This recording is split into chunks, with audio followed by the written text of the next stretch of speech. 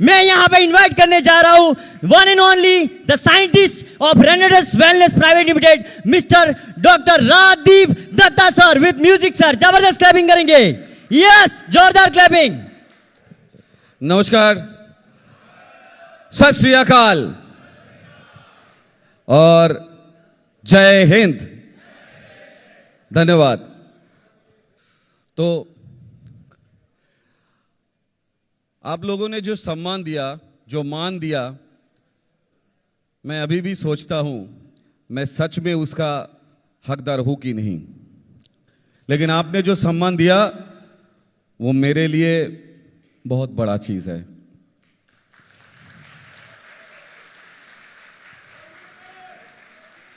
और मैं कोशिश करूंगा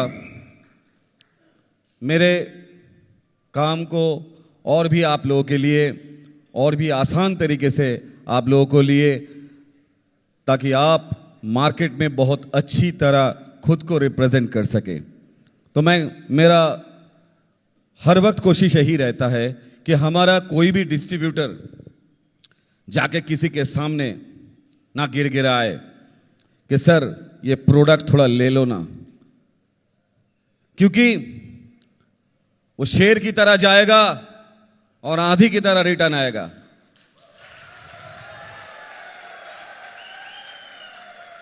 और ज्यादा सोचने और समझने की जो शक्ति है उसका अगला जो सुनेगा उसका खत्म करने ही हम पैदा हुए हैं। तो मैं आज कुछ नया चीज सुनाता हूं। जो आप आए हैं तो आशा करता हूं आपको थोड़ा बहुत अच्छा लगेगा। क्या मैं सुनाऊं? देखिए, नया नया प्रोडक्ट तो आ रहे हैं, आएगा भी definitely. Some sort of nutraceuticals, therapeutic nutraceuticals, वो तो आएगा ही। वो तो सुब्रत दत्ता ने आप लोगों को आगाह किया ही है। और हम बोलते हैं कब? जब आ जाता है तब। उसके आगे नो, क्योंकि 0-1 से रहने वाले हैं ना, वो 0-1 पे ही बात करते हैं। तो देखिए, आज मैं आप लोगों को अलग एक हेल्थ की सफर की तरफ लेके जाऊंगा। आप थोड़ा बहुत कोशिश कीजिए कि मेरे साथ टेक ऑफ लेने के लिए। क्या राजी है सब? धन्यवाद। हम लोग हर वक्त सुनते रहते हैं ना कि डायबिटीज एक जीनोटाइप डिजीज है, जो कि पापा से भी आता है, मम्मा से भी आता है, बहुत सारे बुजुर्ग से भी आता है, सुना है ना। और वो डायबिटीज कभी खत्म नहीं होता। ऐसा बहुत सारे जेनेटिक डिसऑर्डर है जो मेरे मम्मी पापा, हमारे मम्मी पापा से आते हैं, और उसको खत्म किसी भी दवाई से उसका आंसर ना ही होता है। क्योंकि डॉक्टर के पास भी जब जाते हैं, डॉक्टर भी बोलते हैं टेस्ट करने के बाद ये जीनिक डिसऑर्डर है, it can not be reversible. क्या बोलते हैं?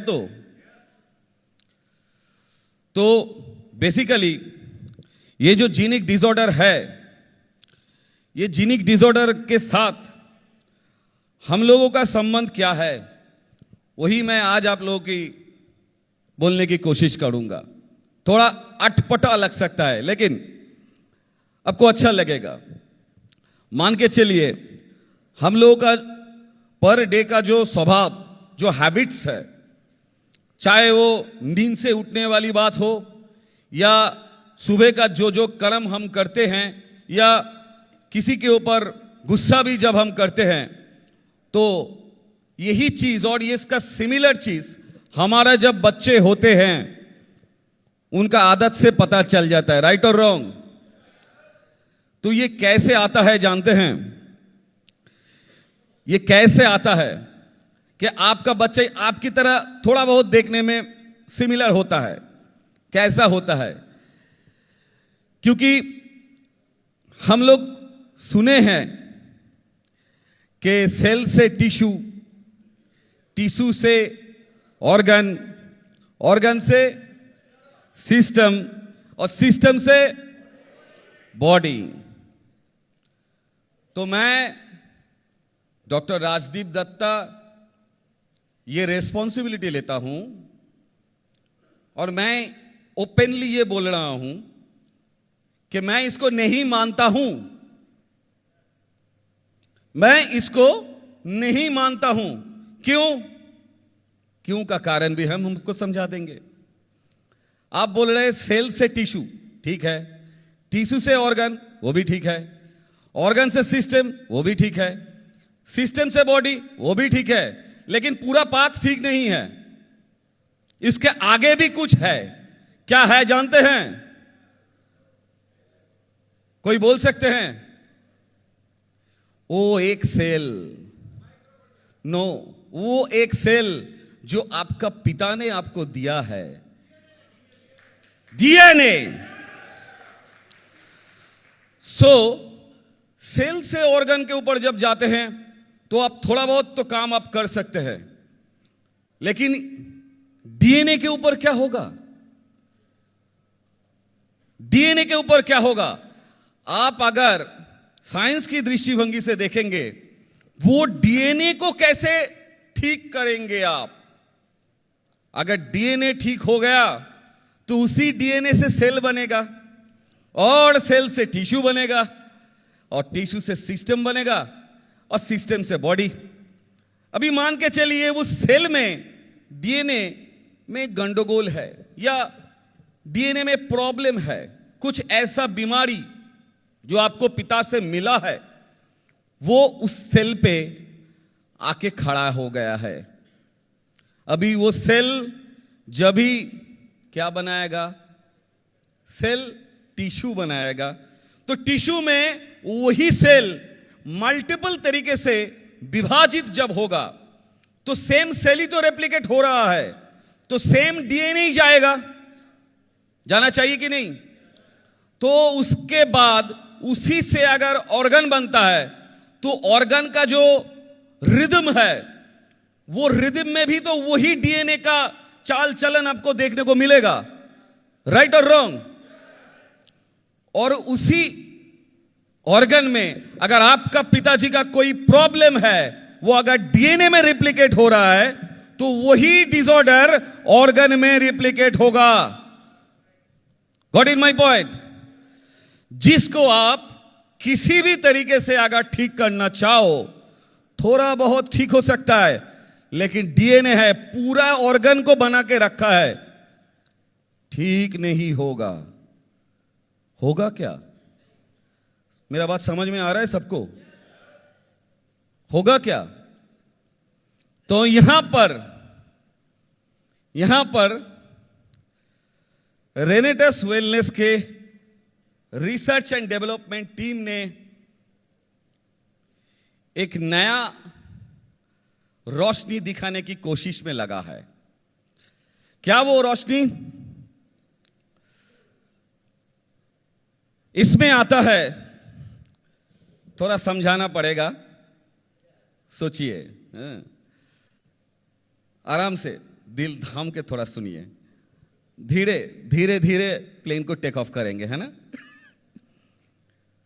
पहले ही जो कॉन्सेप्ट आता है वो है न्यूट्राजेनेटिक्स।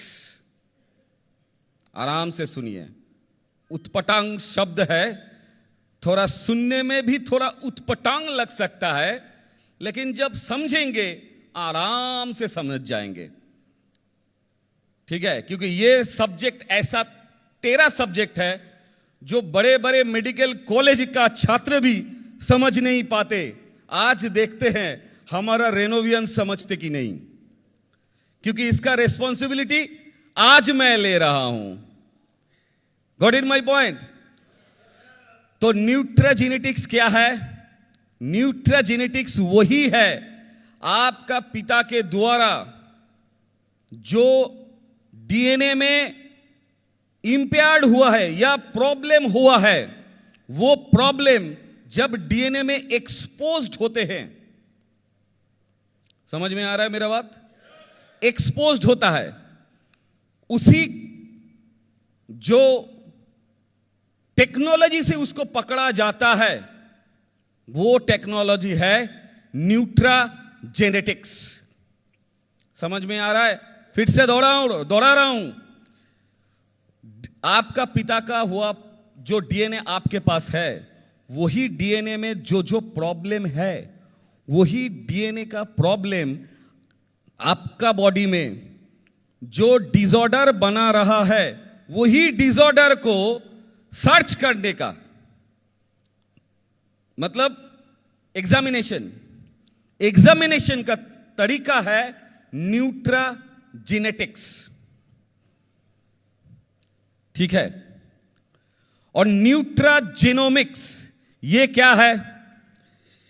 ये है थ्रू न्यूट्रिशन वो इंपेयर्ड डीएनए को अगर हम लोग पेयर कर दे, पेयर्ड मतलब पहले टेरा था सीधा हो गया, पहले टेरा था फिर सीधा हो गया, ये जो पेयर्ड इंपेयर्ड से पेयर्ड ये जो न्यूट्रिशन के द्वारा होता है, इस स्टडी को बोलते हैं न्यूट्राजेनोमिक्स। समझ में आ रहा है? अभी बात है सर न्यूट्राजेनेटिक्स तो समझ में आ गया, न्यूट्राजेनोमिक्स भी थोड़ा बहुत समझ में आ रहा है, लेकिन हम सुन के क्या करेंगे? क्या नहीं, सब सोच रहा है नहीं कुछ ना कुछ तो बात है, क्यों बोले हम सुन के क्या करेंगे? बात यही है, ये बहुत पहले का बात है, जब हम लोगों ने इम्यूजेंट का स्टडी कर रहे थे, तब से ये स्टडी चल रहा है। और आज मैं ये रिस्पॉन्सिबिलिटी लेके आपको बोल रहा हूं कि हमारा इम्यूजेंट, क्योंकि ये बहुत बड़ा स्टडी है, एक चीज के ऊपर स्टडी करने में ही बहुत सारे टेस्ट एंड एग्जामिनेशन का जरूरत हो जाता है, करीब करीब 600 टेस्ट का जरूरत होता है, 600। तो इसीलिए हर प्रोडक्ट के ऊपर इसको लेके आना कम से कम 4-5 वर्ष का तो मामला है। तो मैंने जब इम्यूजेंट का स्टडी किया था, इम्यूजेंट को बनाने का, तब से ये स्टडी था, लेकिन वो स्टडी हम ऐसे ही कर रहे थे क्योंकि हमें उतना पता नहीं था कि क्या एक्चुअली होने वाला है, क्योंकि हाथ से तो इम्यूजेंट निकल गया, राइट और रॉन्ग? हाथ से इम्यूजेंट निकल गया, क्योंकि आप लोग बार बार हमको बोलते रहते हैं सर कितना जल्दी हो पाए, प्रोडक्ट दे दो, प्रोडक्ट दे दो। तो उस वक्त से हम लोगों ने जो स्टडी कर रहे हैं, स्पेशली इम्यूजेंट का हर एक बैच के ऊपर, तो एक अच्छा चीज हमारे हाथ में लगा। वो जो अच्छा चीज है वो मैं थोड़ा आपको बताऊंगा। Immunogen having the power at least 60% तक अभी तक हमारे पास पावर, अभी तक रिजल्ट आया है, 100% तक आया नहीं। 60% तक इम्यूजेंट जीन इंपेयरमेंट को पेयर करने में मदद कर रहा है। वो कौन सा जीन है मैं आपको बताता हूं, क्योंकि खुल के ही बात बताना पड़ेगा ना, आधा बोलने से तो बहुत सारे दिग्गज बैठे हैं, बोलेंगे सर कौन सा जीन है, क्या है, तो थोड़ा बहुत बता देते हैं। MTHFR जीन और FADs 1, 2, 3, 4 ये जो जीन है, ये एंजाइम एक्टिविटी को, MTHFR ये जो जीन है, ये एंजाइम एक्टिविटी को बढ़ाता है, मतलब शरीर में एंजाइमेटिक रिएक्शन। अभी सोच रहे हैं कि एंजाइमेटिक रिएक्शन बढ़ेगा तो क्या होगा रे बाबा? अरे सभी तो एंजाइम का ही खेला है ना, पेप्टिक एसिड बोलिए या कोई भी बोलिए, सब घुमा फिरा के वो एंजाइम ही है जो स्टिमुलेंट है। अगर पेप्टिक एसिड का पावर एंजाइमेटिक तरीके से में बढ़ाना है तो वो MTHFR जीन नहीं करता है, और वो अगर किसी का टेरा हुआ है तो उसको 60% तक सॉल्व करने में पहला मददगार है इम्यूजेंट। लेकिन ये एक दिन का बात नहीं है, पॉइंट टू बी नोटेड, क्योंकि ये एक दिन का माजरा भी नहीं है, इसको ठीक करने में कम से कम 2.5 से 3 बरस तक लग सकता है, केस टू केस बेसिस। लेकिन शरीर में इंस्टेंट एनर्जी तो इमीडिएट आ जाता है, ये तो आप देखे ही हैं। ये तो हमारा प्रोडक्ट का पावर है, लेकिन ये फ्यूचरिस्टिक अप्रोच है। फ्यूचरिस्टिक अप्रोच मतलब क्या है? इससे अगर इसको और हम और भी आगे लेके जा पाए थ्रू दिस R&D, तो हो सकता है इम्यूजेंट will be treated as a therapeutic agent to resolve the cancer risk system from the gene onwards.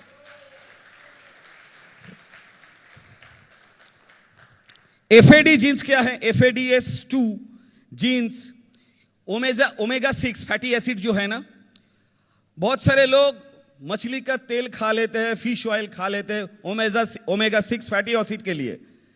आप जानते हैं क्या, आपका वही ओमेगा 6 अंदर तो जा रहा है, एब्जॉर्ब क्या होगा? जब तक ना FADS2 जीन पेयर्ड नहीं है, तब तक वो फैटी एसिड या ओमेगा 3 आपका शरीर में एसिमिलेट हो ही नहीं सकता प्रॉपर्ली। समझ में आ रहा है मेरा बात? थोड़ा थोड़ा समझ में आ रहा है? आप ही बोलते हैं सर किसको दिया, इसका उतना अच्छा काम हुआ लेकिन उसका नहीं हुआ। कारण समझ में आ रहा है? जिन जिन का प्रॉब्लम हो रहा है उनका ये डिसऑर्डर उनका जीन लेवल पे है। What is my point? अगर वो जीन लेवल कैसे डिटेक्ट होगा? थ्रू न्यूट्राजेनेटिक्स। अगर कोई इसके ऊपर बोले नहीं हम मानते नहीं, हमको प्रमाण चाहिए, तो FADS2 जीन निकाल ले, स्टडी मिल जाएगा। FADS2 जीन स्टडी निकाल ले कोई भी जीनिक लैब से, स्क्वामस देके, मतलब ये रक्त से नहीं लिया जाता है, स्क्वामस से लिया जाता है, एक सेल से ही निकल जाएगा आपका FADS2 सच में पेयर्ड है या इम्पेयर्ड है। अगर इम्पेयर्ड है तो आप कितना भी ओमेगा 3 ले लो, वो ओमेगा 3 काम नहीं करेगा। लेकिन यहीं पर इम्यूजेंट का रोल, इम्यूजेंट में ऐसा कुछ चीज है जो नैनो एनकैप्सुलेशन से बना हुआ है, जो ये इंपेयर्ड जीन को FADS2 को, क्योंकि मैं 6 या 700 जीन के ऊपर अभी स्टडी कर रहा हूं, 230 जीन के ऊपर बाकी है करीब करीब ना बूढ़ा हो जाऊं तो करते करते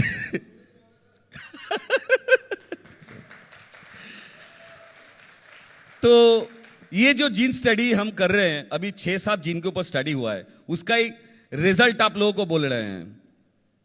और आपको जो चीज मैं बोलते जा रहा हूं, आप एक लिख लीजिए तो आपको समझ में आ जाएगा ये प्रोडक्ट उसकी शरीर में काम क्यों नहीं किया। होता है ना, आप ही लोग बोलते हैं सर बहुत सारे लोगों के ऊपर काम किया लेकिन 2-4 लोगों को तो उतना अच्छा काम नहीं हुआ। क्यों नहीं हुआ? आपका ये क्यों का क्वेश्चन मुझे रात दिन भगाता है।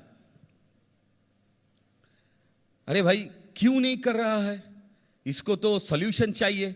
अभी सॉल्यूशन हम तो जानते हैं, अगर वो पेशेंट मेरे पास आता है तो वो कोई प्रॉब्लम ही नहीं है, मैं उसको किसी ना किसी तरीके से स्टडी करके देख ही लूंगा।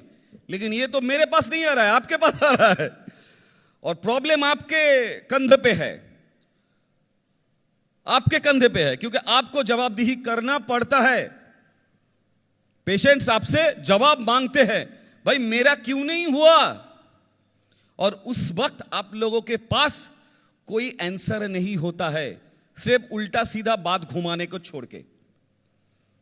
तो मैं ये स्टडी आप लोगों को बोल रहा हूं ताकि आप लोग अभी उल्टा सीधा बात मत घुमाओ, जैसे स्ट्रेट चल रहा है वैसे ही स्ट्रेट तरीके से अब बोलो कि मैडम आप ये अगर जानना चाहते हैं तो क्या क्या प्रॉब्लम हो रहा है पहले सुनिए, मैं बोल दूंगा। आज 6 जीन के बारे में, 3-4 जीन के बारे में तो अभी हम बोल सकते हैं, बोल देंगे, तो आप वो लिख लेना, अब बोल देना कि मैडम ये थोड़ा स्टडी कर लो, आपको खुद ब खुद पता चल जाएगा।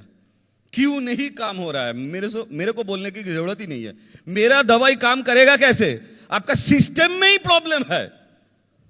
जीन में अगर प्रॉब्लम है तो हम क्या करें? क्योंकि लाखों के ऊपर काम कर रहे हैं, लेकिन आपके ऊपर काम नहीं कर रहे। क्यों नहीं कर रहा है, यह भी अगर आपको जानना, मैं प्रोसेस बता देता हूं, आप चेक कर लीजिए। और रिपोर्ट किसी थर्ड पार्टी डॉक्टर से जो जीन के ऊपर काम करते हैं, डीएनए के ऊपर काम करते हैं, जो डीएनए स्टडी के ऊपर काम करते हैं, उनको देख लीजिए। उनको कोई भी थर्ड पार्टी डॉक्टर से, आपको मेरे पास आने की जरूरत ही नहीं है। You don't need to come, just check, आपको पता चल जाएगा क्यों आपको प्रॉब्लम हो रहा है। As simple as that. समझ में आ रहा है? तो छोटे छोटे बात में हम आपको बता देते हैं। पहले बोला MTHFR जीन, ये क्या करते हैं? एंजाइमिक एक्टिविटी को रिड्यूस कर देते हैं। एंजाइमेटिक एक्टिविटी रिड्यूस कर देता है। तो मतलब MTHFR अगर हाईली टैपर्ड है तो मतलब एंजाइमेटिक प्रोसेस आपका बहुत बहुत बहुत स्लो है। मतलब आप कुछ खाओगे लेकिन हजम नहीं होगा। आपको गुस्सा बहुत जल्दी आ जाएगा, बहुत जल्दी आ जाएगा। समझ में आ रहा है मेरा बात? ये एंजाइमेटिक एक्टिविटी के द्वारा बनाया हुआ एक रोग है। उसके बाद FADS1 और FADS2, ये जो दो जीन है, ये ओमेगा 6 और ओमेगा 3 फैटी एसिड को सीक्रिएट करने में या इंक्रीज करने में मदद करता है।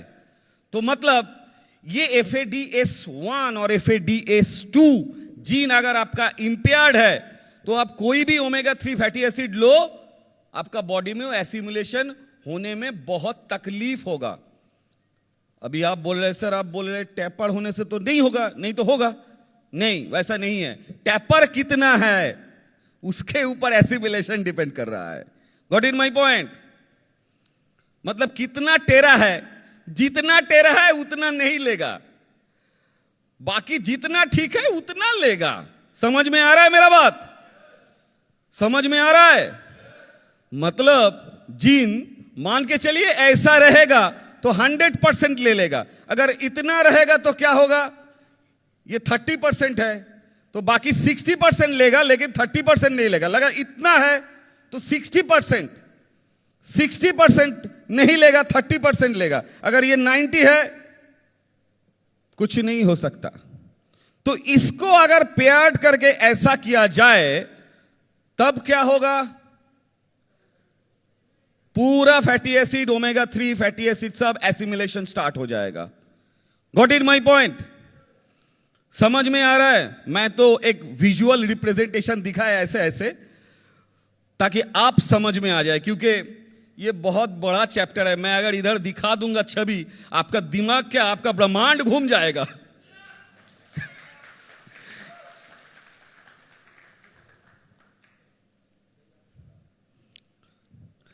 उसके बाद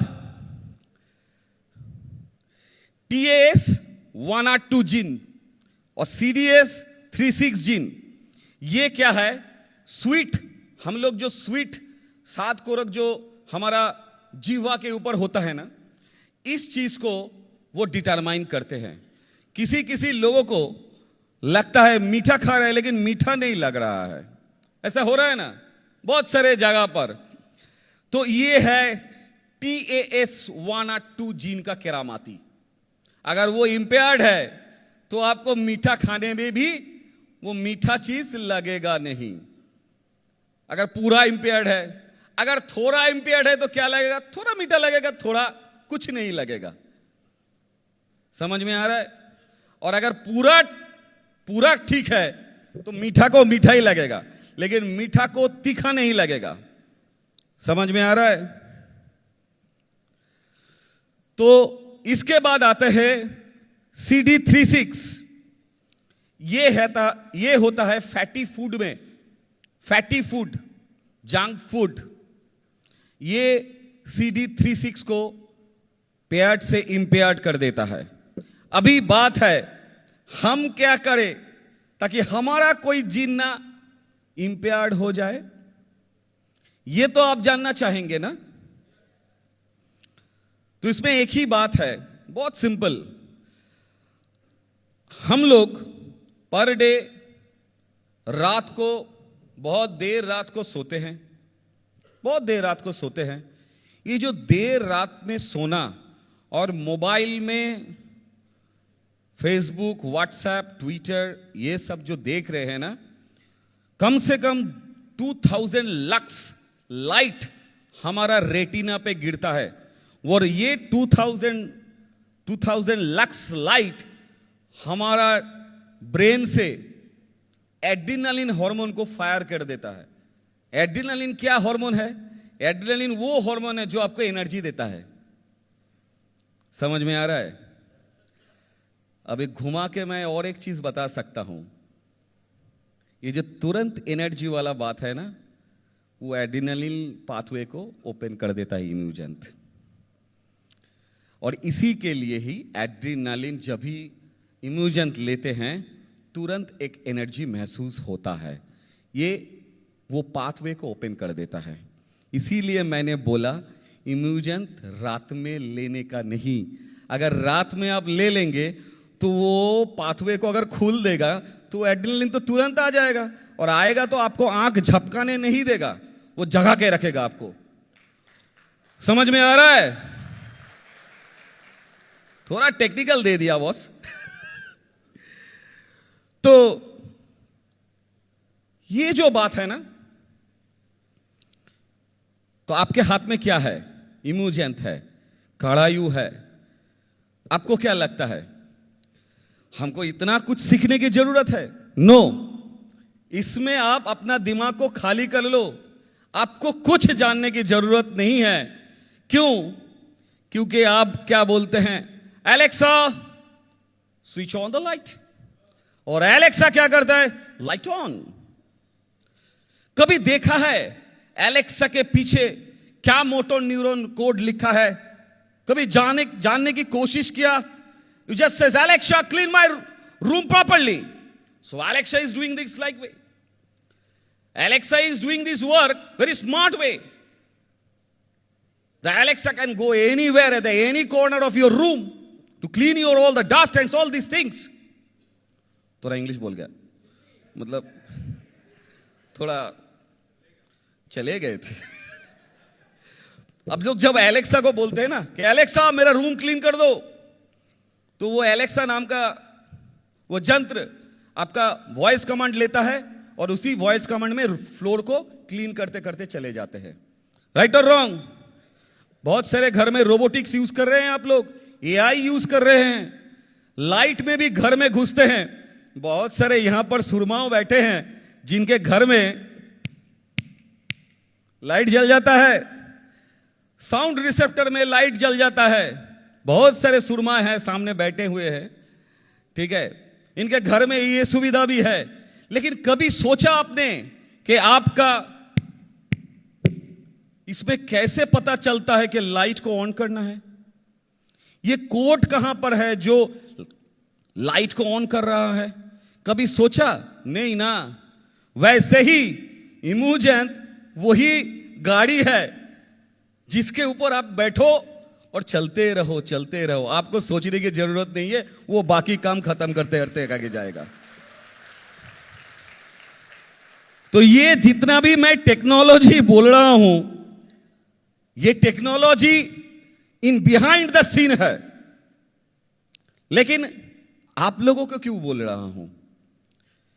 क्योंकि रेनेटस को अगर इंडिया का नंबर 1 या वर्ल्ड का नंबर 1 कंपनी अगर बनाना है मार्केटिंग में, तो हमारा भी जो डिस्ट्रीब्यूटर का जो टीम रहना चाहिए, उनको मोर नॉलेजेबल होना चाहिए, जिनके सामने बड़े बड़े एमडी डॉक्टर भी सोचेगा नहीं छोड़ दे इसको, और कुछ बोलने की जरूरत नहीं है, आया है वो देख लिया, और कुछ जरूरत नहीं, हाँ भाई तुम जाओ, जितना प्रिस्क्रिप्शन करना है मैं कर दूंगा। तो जब आपके अंदर जब इतना नॉलेज आ जाएगा ना, तो तो आपको किसी जगह पर किसी डॉक्टर से इंटरव्यू देने की कोई जरूरत नहीं है। और इसी काम को आगे बढ़ाते हुए आपका R&D का ये छोटा सा प्रयास है, जितना भी आपको आगे बढ़ा दे नॉलेज में, उतना ही आप आगे बढ़ जाओगे। ये भूतुरे जैसा जो सवाल है ना, मेरे लिए क्यों नहीं हो रहा है, आप भी सोच में पड़ जाते हैं, भाई इसका क्यों नहीं हो रहा है, क्योंकि मैंने तो 10 आदमी का दिया उसका हो गया, इसका क्यों नहीं हो, मैं इसको किसको पूछने जाऊंगा। सवाल है ना दिल में, उत्तर मैंने आज दे दिया, उत्तर मैंने आज दे दिया है। ये उत्तर उनको भी दे देना कि मैम अगर इसका उत्तर चाहिए तो आप किसी जो डॉक्टर है, जो जीन में एक्सपर्ट्स है, उनको देके ये टेस्ट करवाइए जो जीन्स के बारे में मैंने आपको बोला है, CD6, MTHFR, ये जो जीन मैंने आपको बोला है, ये जीन को टेस्ट करवाइए, आपको मिल जाएगा क्या रिपोर्ट्स है। आपको हजम क्यों नहीं हो रहा है, इसका उत्तर मैं क्या दूं? मैं क्या आपका शरीर के अंदर घुस रहा हूं? हां, तो आपका शरीर में जो अंदर घुसेगा उसी को पूछो, मतलब वो जीन को पूछो। अभी सॉल्यूशन चाहिए तो हम खड़े हैं, सॉल्यूशन चाहिए तो हम खड़े हैं। आप दिखा लो, आपका जितना भी डॉक्टर है दिखा लो, और इसके बाद हम आपके लिए वो जीन डाइट भी लेके आएंगे। अगला दिन जो जीन डाइट के साथ स्पेशलाइज्ड डाइट होगा, वो स्पेशलाइज्ड जीन के ऊपर वो डाइट होगा। वो डाइट अगर आप खिला दोगे, उसके साथ अगर इम्यूजन जाएगा, तो ये जो प्रॉब्लम, ये जो नोवा से खाने के में प्रॉब्लम हो रहा है, दिक्कत हो रहा है, ये प्रॉब्लम भी धीरे धीरे कम होता जाएगा। लेकिन विश्वास करने पड़ेगा, क्योंकि ये भी एक पेरेंटियल डिजीज है। तो इसीलिए एक रात में ये मामला खत्म होने वाला चीज नहीं है, ये जीन है भाई। अगर एक रात में खत्म होने वाला चीज बना दूं, हो सकता है आदमी कुत्ता बन गया या आदमी बकरी बन गया। क्योंकि कोविड में आपने एक चीज सुना है, कोविड में B1615 सुना है ना, जो mRNA जीन्स है, माइक्रो RNA जीन्स, जो इफेक्ट कर रहा था B1616 अभी हुआ है, उसके लिए सोचा जा रहा है इंजेक्शन बनाया जाए। जब सोचा गया वो B1617 में कन्वर्ट हो गया है। अच्छा, B161 में 1 कन्वर्ट हुआ है, तो इसका बाद में क्या होगा, 7 होगा, उसके बाद 8 हो सकता है। तो सोच लिया कि 8 अगर होगा तो 8 के हिसाब से इंजेक्शन बनाएंगे। ये मैं एस्ट्राजेनेका का बात कर रहा हूं, क्योंकि लंदन में मुझे वो मिले थे, उसका जो मेन साइंटिस्ट था लंदन में, वो मुझसे मिले थे, और वहां पर इंटरनेशनल कॉन्फ्रेंस में उन्होंने भी अपना रिसर्च रखा और हमने भी हमारा रिसर्च रखा है। और बाद में क्या हुआ आप तो जानते ही है, क्योंकि आपका दिया हुआ जो वो फ्लैग है जिसमें आपने आशीर्वाद करके दे रहे थे, मैं किसी को एक दिन बोल रहा था, उस वक्त कोई भारत माँ का कोई गाना चल रहा था, आप लोग एक एक हाथ में टच करके दे रहे थे, और अब अगर मुझे देखते या उसका वीडियो आपके पास है तो आप देखना, मैं ऐसे सोच रहा था और आंख से पानी गिर रहा था। ऐसा मत सोचिए कि मेरा आनंद से पानी गिर रहा था। सच में मैं क्या सोच रहा हूं जानते थे? मैं सोच रहा था इतना लोग, कम से कम 1500-2000 के आसपास थे बीरवन, हाँ, तो इतना लोग प्यार से हमको बोल रहे हैं कि सर आप जाओ, लेकिन हम क्या कुछ कर पाएंगे? हम कि इनके मुंह पे हंसी लेके आ सकते हैं क्या? उतना पावर क्या हम में है? अगर हम फेलियर करते हैं तो क्या होगा? फेलियर का डर, फेलियर का डर, ये बहुत तगड़ा डर है, जिससे मैं उस वक्त जूझ रहा था और मेरे आंखों से टप टप टप टप करके पानी पड़ रहा था, और आप लोग बल्ले बल्ले कर रहे थे, और मेरा पाँव ठंडा हो रहा था, क्योंकि 3000 भाई बहन और पूरा रेनेटस फैमिली, कितना कितना मेरे पास एसएमएस मेल आया वो मैं भी नहीं देख पाया, इतना आया। और रेनेटस के बाहर से भी आया, क्योंकि मीडिया में भी ये फैला गया था, क्योंकि इंडिया टीवी, उसके बाद नेशनल खबर, बहुत सारे चैनल में मेरा एक इंटरव्यू चला था, मुंबई का वो इंटरव्यू, उसमें भी हम बोल रहे थे कि हम जाने वाले थे और वो उसी चीज को पूछ रहे थे। बहुत सारे लोग हमको, बहुत सारे एडीएम डीएम ने भी हमको कॉन्ग्रेचुलेशंस दिया है, बोला है कि आप जाइए। लेकिन हम तो सोच रहे कि हम जाए तो क्या लेके आए, लेकिन हम क्या आपको बोले थे, अगर कुछ होगा तो आपको पता चल जाएगा।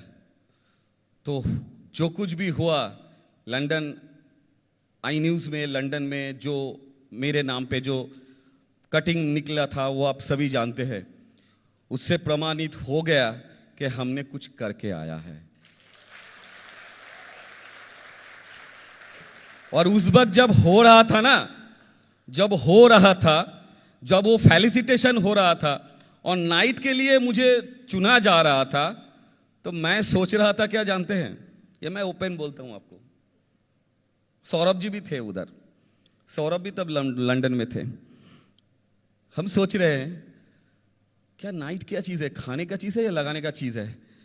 भाई छोड़ नाइट को, पहले ब्रिटिश थे वहां पर, और उसके पहले दिन ही मैंने विंडसोर कैसल में गया था और उधर देखा कि भारतीय के ऊपर कितना बदनामी दिया गया है, और वो देख के ऐसे ही खून खौल गया था।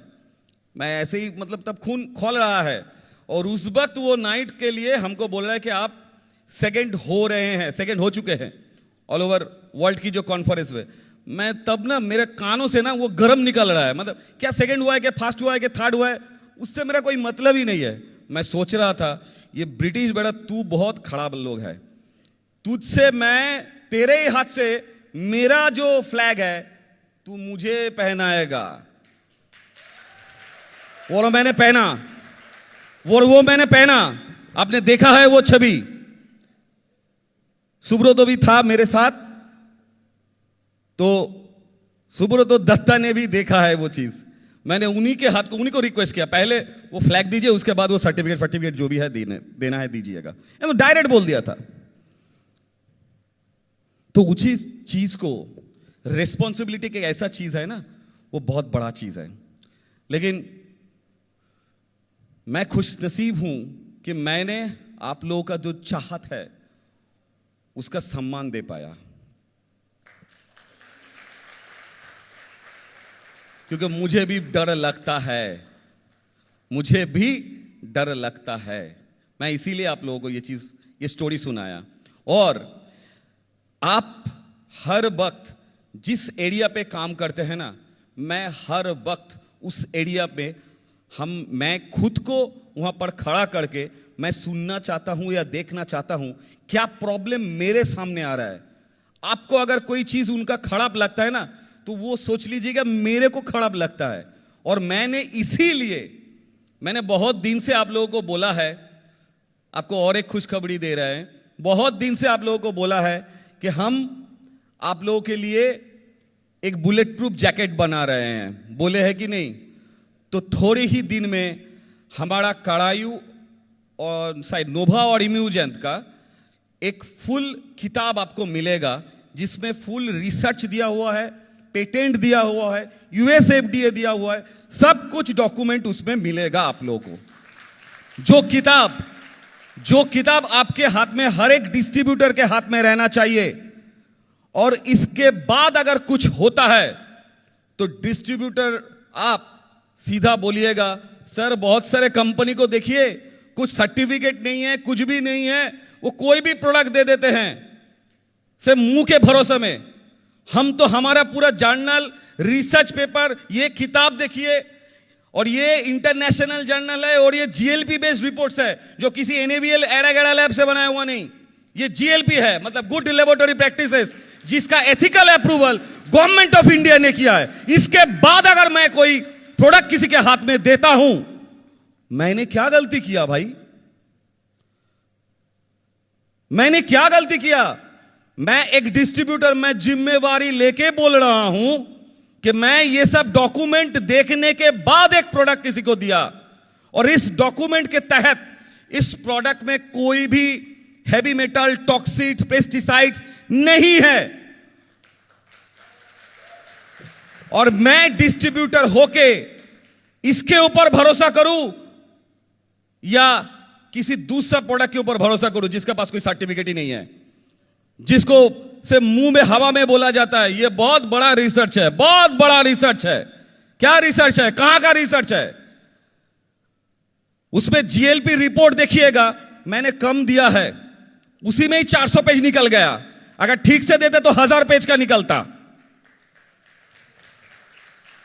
तो रिसर्च कहां हुआ है ना, वो अपने आप पता चल जाएगा। एक एक रिपोर्ट करने में एक एक दिन लगता है, तो हमारा रात दिन का जो खून पसीना आपको दिख जाएगा। छोड़ दिए, उसके बाद तो आते हैं आपका जर्नल में। जर्नल में एक्नॉलेजमेंट में आपने बोला है नैनो टेक्नोलॉजी, हम बोले हैं ना नैनो टेक्नोलॉजी, तो आप तो बोल सकते हैं, आपको कोई भी बोल सकते हैं कि सर आप नैनो टेक्नोलॉजी बोल रहे हैं, कहां है नैनो टेक्नोलॉजी, हमको दिखाइए। सीधा बात आप एक चीज दिखाइएगा इंटरनेशनल जर्नल में। भाई ये जर्नल तो इंटरनेशनल जर्नल है, ये तो मानता है, क्योंकि वो जर्नल मारेंगे तो स्प्रिंजर और एल्सेवियर का ही लिंक आएगा। 5.5 इंपैक्ट फैक्टर के ऊपर वो जर्नल बनते हैं, और उसमें कोई फ्री चीज नहीं होता है। और उसमें जो जर्नल कमिटी है वो 21 देशों का साइंटिस्ट मिलकर वो कमिटी बनाता है, जो जर्नल को एक्सेप्टेंस देते हैं, जो जर्नल को पब्लिश करने में साइन देते हैं। तो मतलब वो तो कुछ तो पढ़े हैं। उसके बाद छोड़ दीजिए, उसके बाद है एक्नॉलेजमेंट पार्ट। एक्नॉलेजमेंट पार्ट में ये जो नैनो बोल रहे हैं ना, नैनो जो बोल रहे हैं ना, ये नैनो को नैनो किसने देखा है?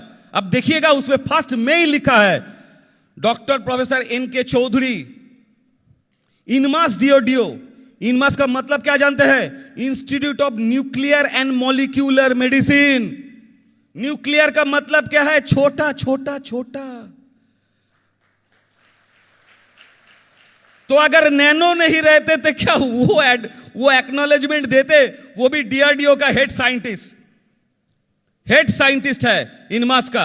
अगर नैनो नहीं रहता, गवर्नमेंट का ऑफ इंडिया का उस लेवल का, डीआरडीओ का, इनमास का डायरेक्टर है वो, प्रोजेक्ट डायरेक्टर्स, तो वो क्या साइन करते? कुछ ना देखते हुए साइन कर देंगे क्या? उनका नाम का क्या कोई औहदा नहीं है क्या? जो पोखरान में एपीजे अब्दुल कलाम का सहकारी रह चुके हैं न्यूक्लियर लेवल में एटॉम को लेके आने के लिए, उनको पता नहीं है क्या क्या नैनो टेक्नोलॉजी है, या हमको उनको सिखाना पड़ेगा? हां, समझ में आ गया नैनो? उसके बाद ये तो मेडिसिन बन गया, नैनो भी मान लेते चलते हैं। अभी ये कहां पर यूज किया है? तो उसमें देखिएगा हैदराबाद अपोलो का नाम लिखा है, सत्यसाई का, डॉक्टर का भी नाम लिखा है।